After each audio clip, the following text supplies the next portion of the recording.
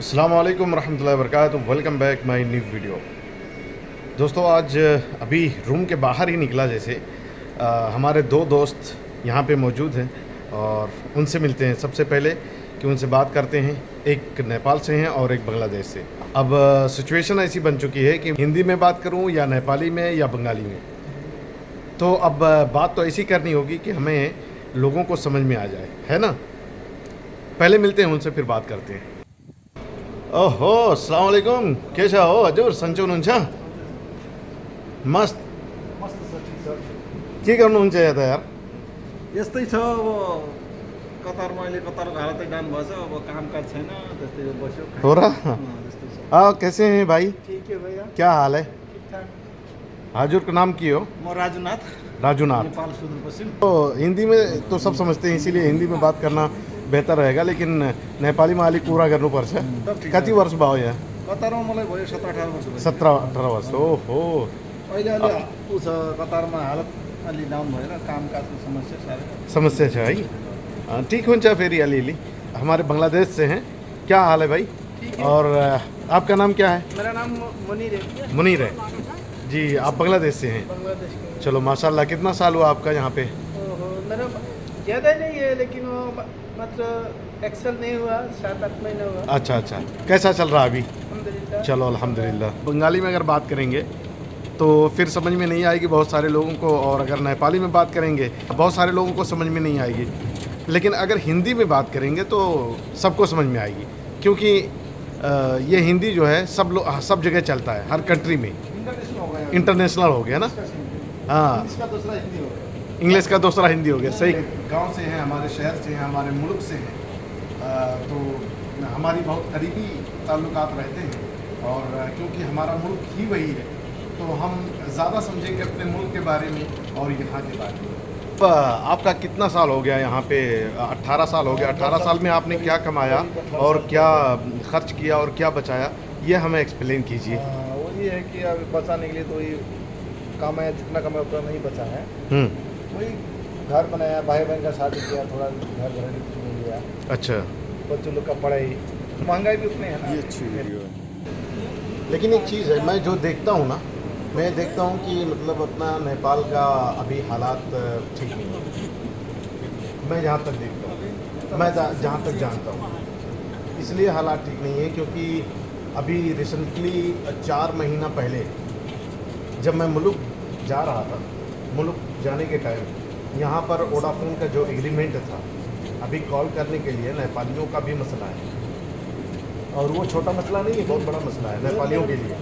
इसलिए मसला है क्योंकि हमने देखा है नेपाल में 4 महीना पहले जो वोडाफोन के साथ एग्रीमेंट था, वो एग्रीमेंट ये था कि आपको बहुत अच्छा प्राइस में आप कॉल कर सकते थे।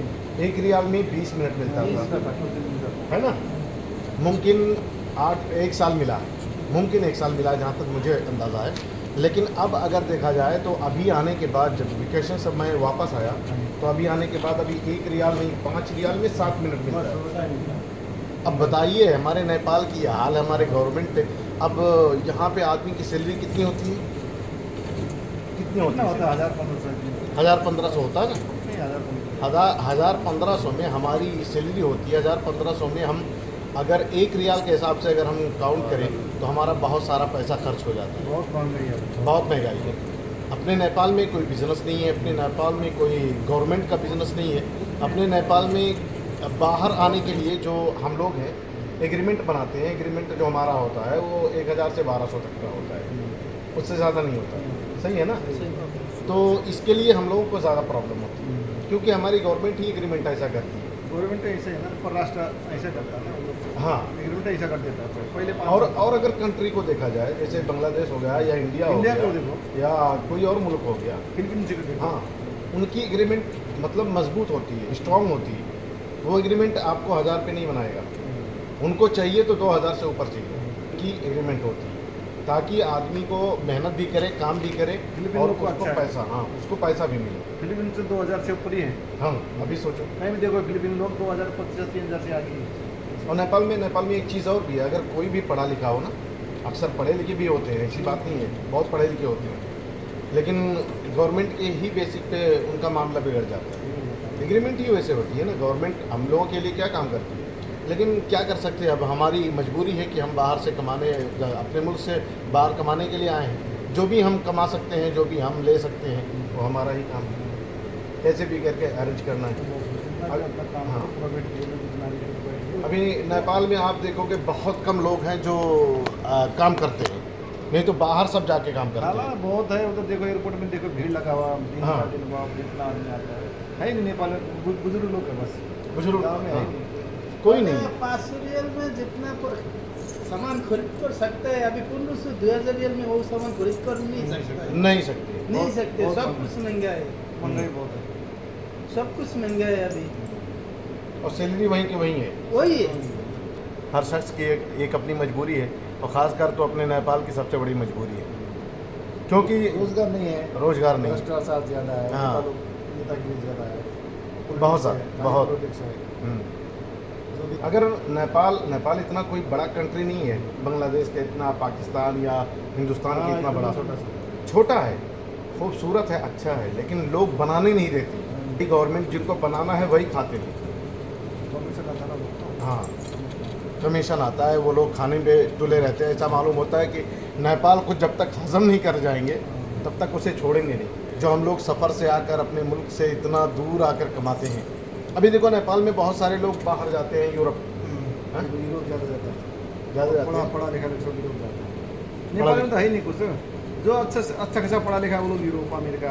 हम्म, जो थोड़ा कम भी पढ़ा लिखा है सीधा वो लोग तो गल्फ हो ही रहे हैं। नेपाल में है ही नहीं कुछ भी नहीं है ना वो किसी के लिए, कुछ भी चाहे नहीं वो है। पढ़ा लिखा हो या ना हो। अरे कोई आदमी समझो, कोई उधर तो कोई हो गया, उधर रास्ता जमा गया, तो वो लोग हाँ हाँ।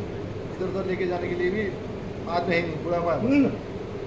बुढ़े आदमी लोग है बस गाँव के, सोचो, बुजुर्ग लोग। बस ये दुआ करेंगे कि हमारे नेपाल की हुकूमत को अल्लाह तबारक ताला उसे शऊर दे दे, अकल दे दे, कि कम से कम हम अपनी पब्लिक को, पड़ोसी को तो देखो, हाँ। पड़ोसी को इधर उधर देखो, हाँ, पड़ोसियों को अच्छा देखो। खासा कंपनी खोल दो, हाँ। फैक्ट्री खोल दो, बड़ा हाँ, बड़ा। फैक्ट्री खोल दो, काम उधर ही मिल जाएगा। मिल जाएगा आसानी से। हमारे नेपाल में इतना बड़ा मसला भी नहीं है कि अगर एक बड़ी कंपनी खोल दिया जाए 4-5 ना, तो अच्छी खासी क्या नाम है नौकरी मिलेगी। चलो, मिलकर बड़ी खुशी हुई है, चलो अच्छी बात है, मिला। और भाइयों से मिलकर बड़ी खुशी हुई है, और बात करके भी खुशी हुई। हमारे मुल्क को बहुत सख्त ज़रूरत है अच्छे लोगों की, और अच्छे बिजनेस की, इस अच्छे मुल्क को भी काम। बहुत बहुत शुक्रिया करना चाहता हूँ कि इतना साल तक हमको रोजगार तो दिया। बस यही विषय, और क्या कर सकते हैं। चलिए, दुआ में याद रखिए, मिलते हैं इंशाल्लाह किसी और वीडियो में, किसी और लोकेशन के साथ। अपना बहुत सारा ख्याल रखिएगा। अल्लाह हाफिज़, फ़ी अमानिल्लाह।